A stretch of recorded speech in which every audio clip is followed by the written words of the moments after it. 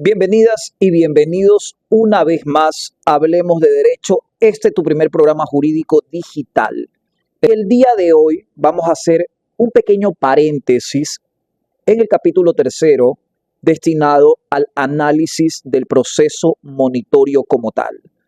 He sido invitado a una ponencia organizada por la UNEMI que versa específicamente sobre la conciliación y transacción como métodos de determinación de un conflicto, de un litigio, de un proceso.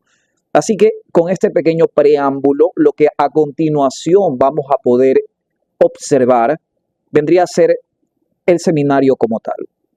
Muchas gracias a todos ustedes por ser siempre parte de este espacio jurídico que ha sido creado por ustedes y únicamente para ustedes. Estimado doctor Michael Medina, es un honor tenerlo con nosotros en esta noche. Bienvenido y adelante con su disertación. Muchísimas gracias, muy buenas noches con todo el público presente. Para mí es un verdadero placer y un privilegio formar parte nuevamente de estos seminarios que organizan ustedes y compartir estos temas tan relevantes, tan importantes, tan necesarios, no solamente de nosotros los abogados que hacemos y ejercemos desde la materia civil, porque este tipo de asuntos también los podemos practicar diariamente en cualquier tipo de materia, incluso hasta situaciones personales de vida. El tema que voy a tratar hoy corresponde a la conciliación y transacción como formas extraordinarias para poder terminar un proceso. Primero tenemos que identificar, antes de poder conciliar, antes de poder llegar a algún tipo de acuerdo, antes de llegar a alguna transacción, tenemos que identificar sobre la existencia de las obligaciones que se pudieran generar a favor del acreedor, sobre qué es lo que nos dice la ley que es susceptible de poder generar una transacción y sobre qué es lo que la ley nos faculta y permite fuera del principio de autonomía de la voluntad de las partes, porque esto es muy importante. Por lo menos en materia civil, nosotros tenemos un punto de partida que es el principio de autonomía de la voluntad de las partes, que es el verbo rector, lo que rige las reglas del juego en materia jurisdiccional. Obviamente que este principio de autonomía de la voluntad siempre debe de verse enmarcado en derecho. Nunca puede, digamos que, extralimitarse ni contraponerse a lo que tácitamente y de manera expresa el derecho nos faculta. Bueno, las obligaciones de manera procesal se encuentran reguladas en el capítulo segundo, desde el artículo 366 hasta el 369 del COGEP. Y esto lo pone justamente la norma dentro de la etapa de ejecución, dentro de los procesos que dejan de ser de conocimiento y ya se convierten en procesos de ejecución. Y de esta manera la norma jurídica identifica el tipo de obligaciones que son susceptibles de poder llegar a alguna conciliación, transacción, pago o etcétera. O mejor dicho, el reconocimiento de derechos a favor del acreedor. Bueno, pues tenemos a la primera que corresponde a dar una especie o cuerpo cierto y el objeto se encuentra en poder del deudor o de terceros. ¿Cuál es el punto de partida de esta base? Es que la obligación se deba de cumplir por parte del deudor en un término de 5 días, es decir, surge con el mandamiento de ejecución. Esto lo podemos encontrar en el artículo 372 del COGEP. Si existe la imposibilidad legal o material de la entrega, el deudor deberá de consignar el valor que representa al acreedor. Es decir, estamos hablando específicamente del precio de reposición. ¿Qué pasa si es que la parte obligada no puede restituir la cosa, no puede restituir la especie? Entonces no es que se acaba la obligación. La ley dice, ok, no puedes entregar, entonces vas a tener que pagar. Y de esa manera el acreedor se va a ver de cierta forma retribuido en su derecho. Otra de las características sobre las obligaciones que se reconocen dentro de la norma jurídica corresponde a la entrega de un bien inmueble, específicamente lo que la norma jurídica habla sobre la entrega material. Y esta entrega material es importantísima porque la misma ley es muy drástica en dejar sentada la obligación de la parte deudora de entregar el inmueble al acreedor. Algunas personas que ejercemos en materia de inquilinato identificamos con claridad y precisión esta entrega como el lanzamiento de un inquilino que ya ha sido sentenciado y que dentro de la sentencia el juez ponente, el titular de la causa, ha dispuesto que entregue el bien inmueble. Entonces, esta entrega se hace bajo prevención de que si la parte accionada no cumple con el término dado por la autoridad judicial, el accionante tiene 5 días, el accionante incluso puede valerse o asistirse con la fuerza pública para poder acceder a la entrega material del inmueble. Obviamente este riesgo va por cuenta de la parte accionada. Nada tiene que ver el accionante con lo que pudiera suceder con los muebles y enseres que se encontraren dentro del interior del inmueble. También la ley prevé sobre la entrega o sobre dar dinero. Está en el artículo 367 al 372 del COGEP, siempre bajo el término de 5 días, bajo la prevención de embargo. Nuevamente nos vamos a remitir al 372, que es específicamente el mandamiento de ejecución. Ahora también se habla sobre las obligaciones de hacer, que estas se encuentran contempladas y reguladas en el artículo 368 del COGEP. Y el incumplimiento pues genera a la parte accionante, al acreedor, el derecho de poder requerir al deudor una indemnización por daños y perjuicios por inacción, fuera del derecho que ya se encuentra reconocido específicamente por parte del juzgador. Entonces, para poder llegar a una conciliación, para poder llegar a una transacción, tenemos que identificar específicamente sobre qué podemos llegar a conciliar. Y es sobre estas obligaciones que específicamente se encuentran de manera taxativa reconocidas en la norma jurídica. Ahora bien, ¿cuándo es el momento procesal para poder generar una conciliación? ¿Cuándo es el momento para poder hacer una transacción? Primeramente, el escenario que yo he planteado es dentro del desarrollo de una audiencia, es decir, cuando ya la controversia se encuentra bajo conocimiento de una autoridad de carácter jurisdiccional. ¿Y en qué etapa procesal se genera? Pues al momento de que el juzgador genera pues el saneamiento, la fijación de los puntos del debate y la conciliación. ¿Y por qué razón se da en este momento? Porque el juzgador, al momento de hacer el saneamiento, identifica con claridad y precisión cuáles son las partes procesales, determina si es que el objeto de la controversia que se ha dado hasta el momento de la instalación de la audiencia se ha canalizado, se ha evacuado, se ha generado de manera legal y legítima. Y obviamente al momento de generar los puntos de fijación, se pone sobre la mesa el objeto de la controversia. Se indica con claridad cuál es la pretensión del actor y cuál es la responsabilidad del demandado. Y es cuando ya se tiene todo este escenario sobre la mesa que se analiza si es que puede o no puede existir una conciliación. En el caso de haber una conciliación, de que las partes se pongan de acuerdo en cumplir los parámetros solicitados por el actor, de cierta manera el juzgador solicita que haya algún tipo de flexibilización en la pretensión que dispone el actor, pues en ese momento termina la litis. Y es ahí a donde se acaba la audiencia. Por lo tanto, al momento de generarse dentro de una audiencia dada, dentro del desarrollo de un proceso de conocimiento, se hace bajo el criterio, bajo la rectoría, bajo la supervisión, bajo la autorización de la autoridad jurisdiccional.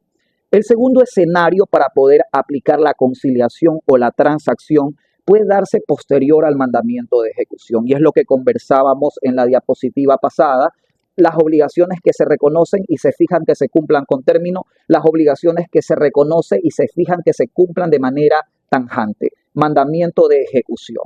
Se genera el mandamiento de ejecución antes de que se cumpla el término para poder de manera drástica hacer un cumplimiento radical.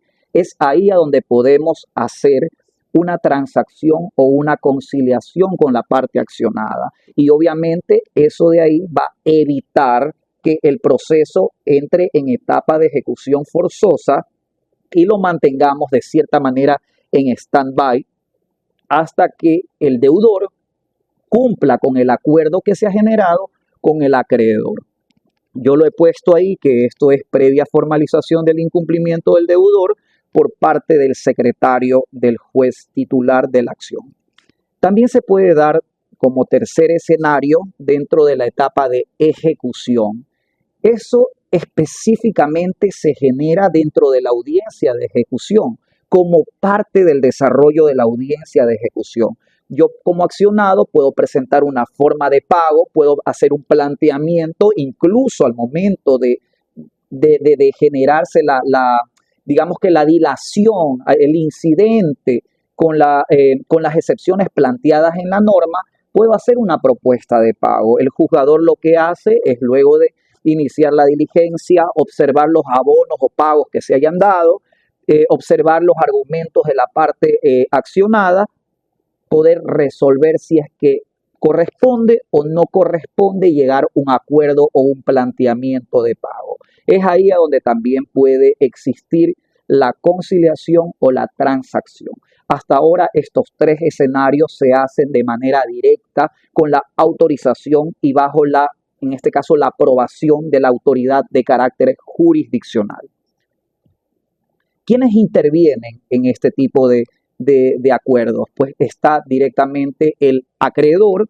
El acreedor lo puede realizar de manera directa o lo puede realizar a través de un apoderado, de un representante, de un procurador judicial. El deudor, obviamente, que es la persona que va a intervenir para poder gestionar o realizar la operación, la conciliación. También de la misma forma puede acudir a través de un apoderado, lo puede hacer de manera directa, puede acudir a través de un representante, pero siempre y cuando en las procuraciones exista cláusula especial para poder transigir.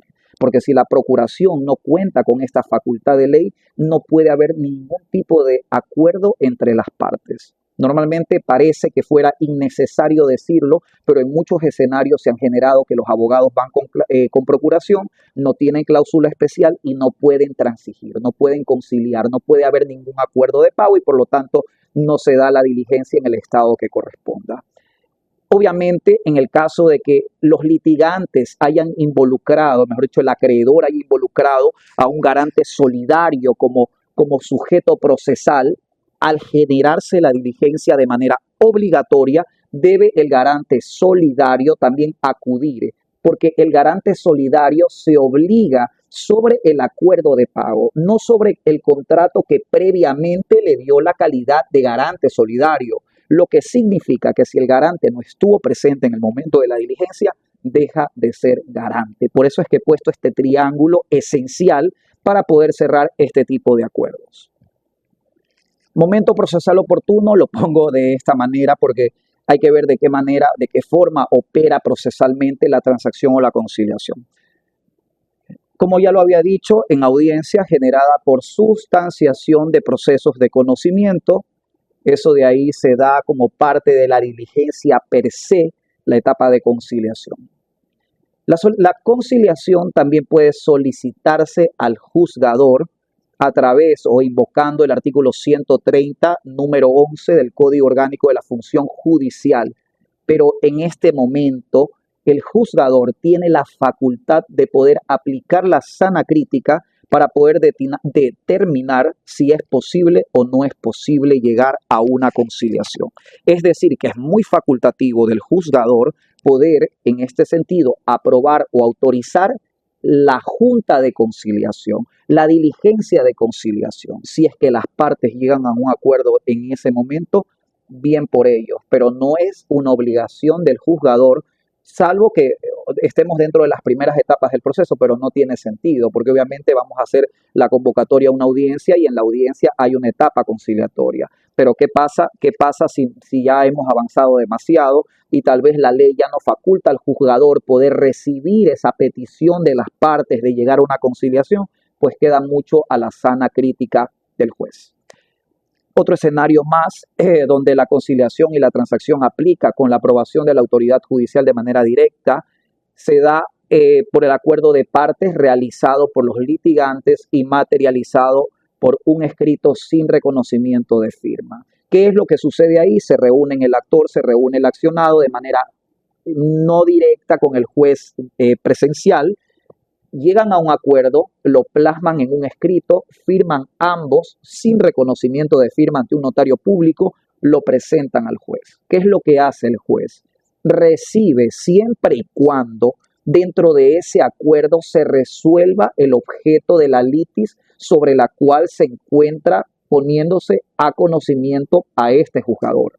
O sea, yo tengo que ser supremamente tinoso en que en el escrito a donde yo presente al juez solicitándole que hemos llegado a un acuerdo y que se apruebe ese acuerdo, debo de poner con punto y coma los puntos que yo he solicitado con la demanda, cómo se resuelven, qué pasa si no se cumplen, qué es lo que sucedería en este caso con las partes procesales y con el proceso para que el juzgador reciba y en este caso convoque a una diligencia de reconocimiento de firma sobre los puntos que se hayan presentado por las partes en un escrito.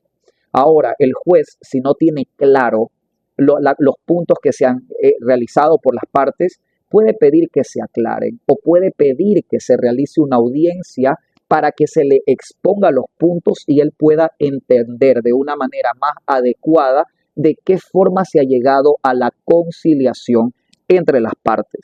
¿Cuál es el resultado? ¿Cuál es el efecto de realizar la conciliación en estas etapas que yo he indicado anteriormente? Pues obtener una sentencia firme y ejecutoriada con calidad de cosa juzgada. Ese es el efecto jurídico. Se acaba la litis, se acaba la controversia y ingresaríamos a una nueva etapa procesal, a donde ya el conocimiento dejó de ser y en el caso de incumplimiento se iría estrictamente por la vía de ejecución. La conciliación también puede solicitarse al juzgador a través o invocando el artículo 130, número 11 del Código Orgánico de la Función Judicial. Pero en este momento, el juzgador tiene la facultad de poder aplicar la sana crítica para poder determinar si es posible o no es posible llegar a una conciliación. Es decir, que es muy facultativo del juzgador poder, en este sentido, aprobar o autorizar la junta de conciliación, la diligencia de conciliación. Si es que las partes llegan a un acuerdo en ese momento, bien por ellos, pero no es una obligación del juzgador, salvo que estemos dentro de las primeras etapas del proceso, pero no tiene sentido, porque obviamente vamos a hacer la convocatoria a una audiencia y en la audiencia hay una etapa conciliatoria. Pero ¿qué pasa si ya hemos avanzado demasiado y tal vez la ley ya no faculta al juzgador poder recibir esa petición de las partes de llegar a una conciliación? Pues queda mucho a la sana crítica del juez. Otro escenario más donde la conciliación y la transacción aplica con la aprobación de la autoridad judicial de manera directa se da por el acuerdo de partes realizado por los litigantes y materializado por un escrito sin reconocimiento de firma. ¿Qué es lo que sucede ahí? Se reúnen el actor, se reúne el accionado de manera no directa con el juez presencial, llegan a un acuerdo, lo plasman en un escrito, firman ambos sin reconocimiento de firma ante un notario público, lo presentan al juez. ¿Qué es lo que hace el juez? Recibe siempre y